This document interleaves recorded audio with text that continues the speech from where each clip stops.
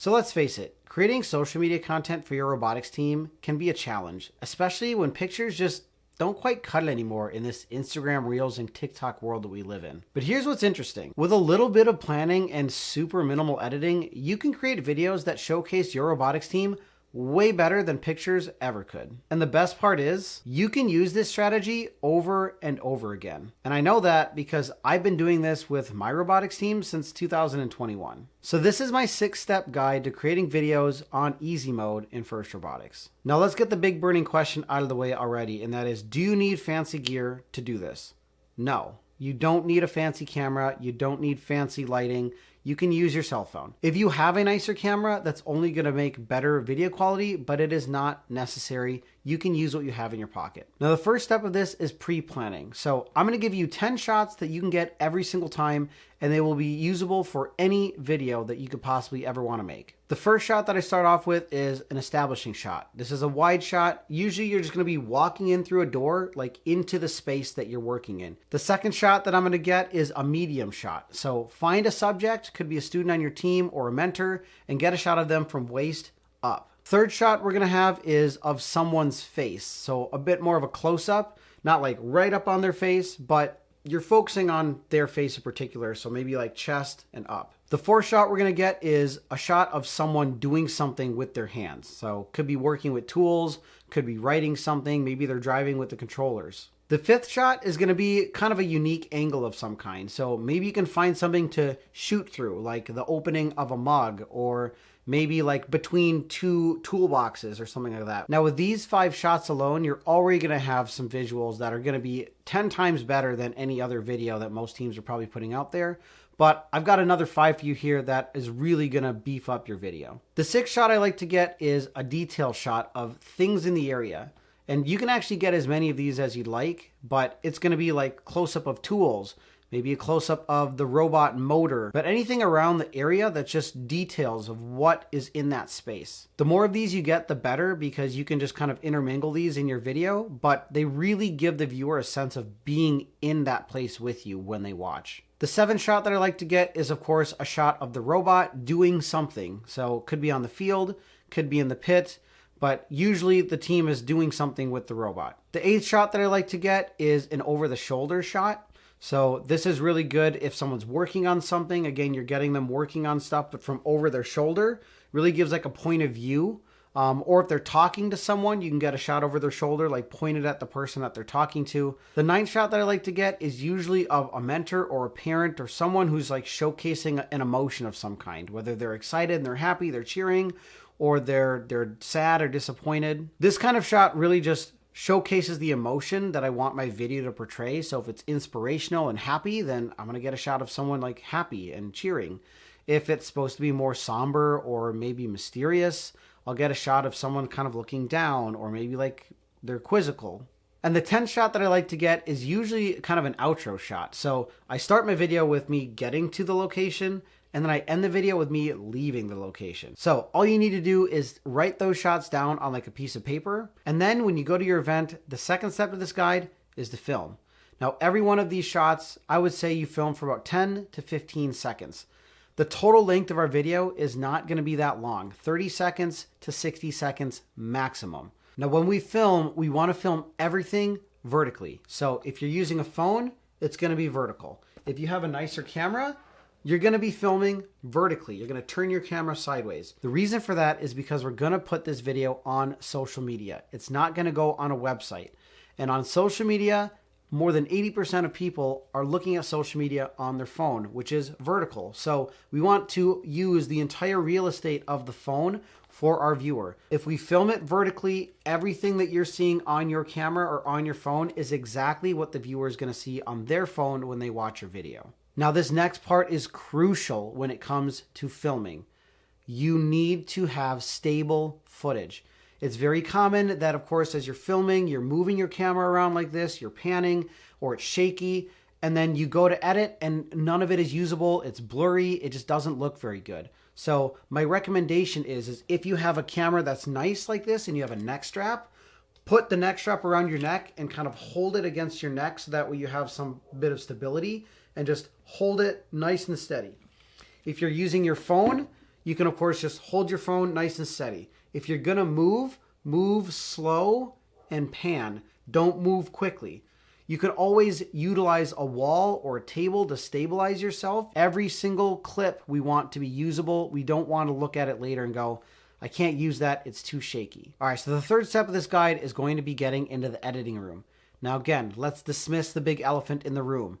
Do you need to have a nice computer to edit these videos?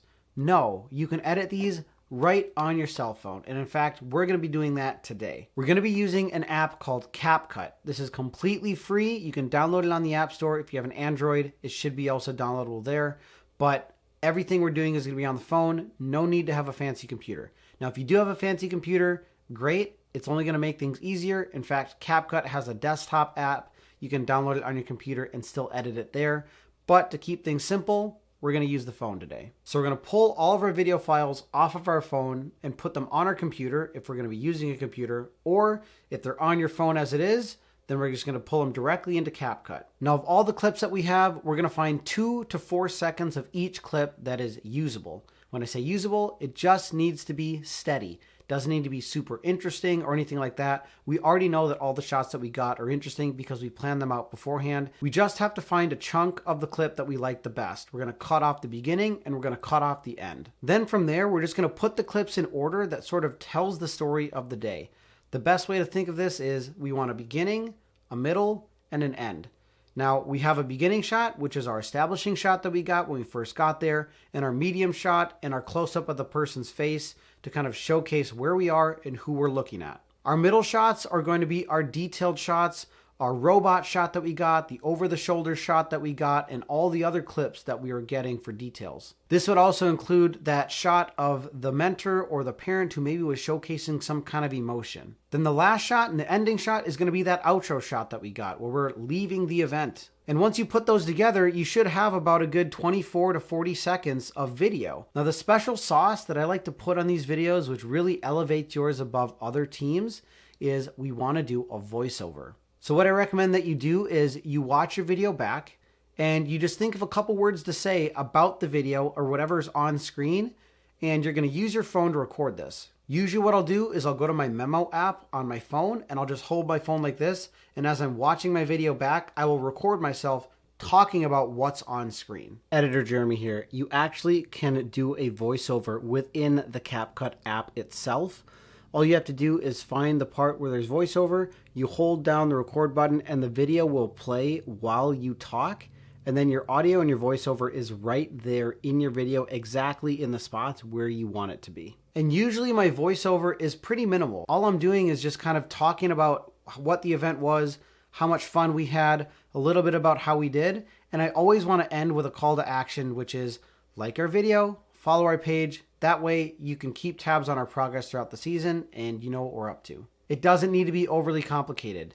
Basically, just a couple of words is just going to automatically elevate the video because now the viewer has something to listen to and get a little bit of sense of what was going on rather than it's just a bunch of B-roll with music. Now, the fourth step of this guide is we've got our video made up and edited. We have all the visuals in play, we have a voiceover, but it's not fully done. What we want to do is put some background music onto our video just so that way it gives a little bit more emotion. Music is really, really important for sort of setting the feeling for our video, so we don't want to forget that part. So what we want to do is we want to find a music track that's going to sort of set the emotion and the feeling that we're going for. This is a happy video, then we want like something upbeat and happy.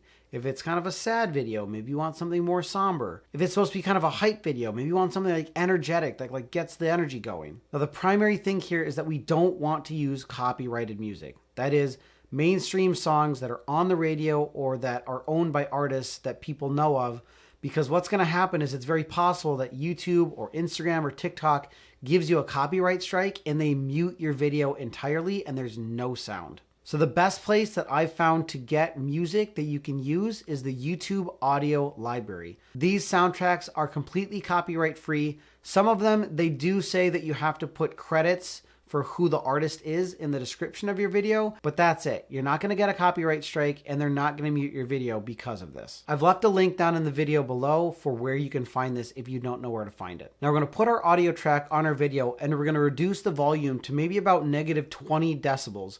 And the reason for that is we want to make sure that we can hear our voiceover that we're going to have in there. Also, we're going to delete or mute the audio of all the clips that we took from our event because we don't really care about the sounds of the event when we were there. It's just going to be a bunch of white noise, so random little noises here and there. So mute those tracks or delete the audio entirely. You're only going to have two things of audio: the voiceover that we recorded and the music track that we're going to put on there. So once you've got all those things in place, you're going to export your video and you'll have a finished product. All right, so the fifth step of this guide is to get our video out on social media. If it's on your phone, it's simple. You just simply upload it to whatever platform that you want to, and it's good to go. If you're on a computer, you can upload it that way. Now, one thing that I'll commonly do is I will use my camera to film. I'll use my computer to edit, but then I have to somehow get it onto my phone. So what I'll do is I'll take the video file from my computer and I'll drop it into Google Drive. I have Google Drive downloaded on my phone as the app, so I can download the video from my Google Drive onto my phone, and then from there, I can post it from my phone. I personally would recommend that you post from a phone and not a computer, and that's because the apps on the phone have sometimes a little bit more features and control, as well as this is where people are going to view your video, so you kind of get a way to look at it before you actually put it out there to make sure that it still looks good. Now, the last step of this guide, step 6, is how do we make sure that the people we want to see our video actually see it on social media? The short answer to this is you don't really know if the people that you want to see it are going to see it. Your followers or who follow your page are probably going to see it because it will pop up on their feed when you post it. Family and friends who maybe follow you will probably also see it because it'll pop up on their feed because they follow you. But your video is also going to get seen by all kinds of random people that you may or may not want to see it. But the primary thing is if you do want certain people to see it, there's kind of two ways you can do this. One, you can tag that specific account. Maybe it's the high school or the district or a particular team. Put that in the caption, like at whatever their social media handle is. It will give them a notification they've been tagged and they'll go watch your video. Or if the platform that you're posting to has like groups that you can post in, for example, Facebook, you can post it in certain groups so that way there's particular people that you care to see it and they'll see it because you put it in that group. But also share it to your own pages. Ask people on your team to share it to their pages or parents to share it to their pages. The more people that share it, the more that people who follow your team are going to see it because now we've essentially like duplicated our video by having it being out there by a bunch of different people. So every weekend is usually my time to plan out my YouTube videos. And this video in particular was really giving me a hard time because I couldn't come up with a good idea. I just felt like everything I came up with wasn't very good. But I had a schedule to keep, so I had to sit down and make a video with what I had. And at the end of it, it didn't really turn out the way I wanted, but you know, it's better than nothing and there's always tomorrow. And that's it. That's my entire guide on how you can make repeatable videos in First Robotics on easy mode. Now again, I've been doing this with my robotics teams since 2021. And so this is a super easy format to follow. It's fun to watch, it's engaging. And is it gonna get you, 1 million views or something like that? No, but it is gonna get you comments back about people saying how much fun that looked and how cool it was. And you're going to get more engagement than if you're just posting pictures all the time. So get out of your comfort zone. If you're not someone who's making lots of videos, I'm hoping that this video helps you to start making repeatable videos for your First Robotics team that helps you grow your program and get more awareness out there. If you like this video, make sure you subscribe to my channel because when it comes to marketing robotics, this is all I talk about. Thank you so much for watching. I hope that was helpful for you. And as always, I'll see you in the next one.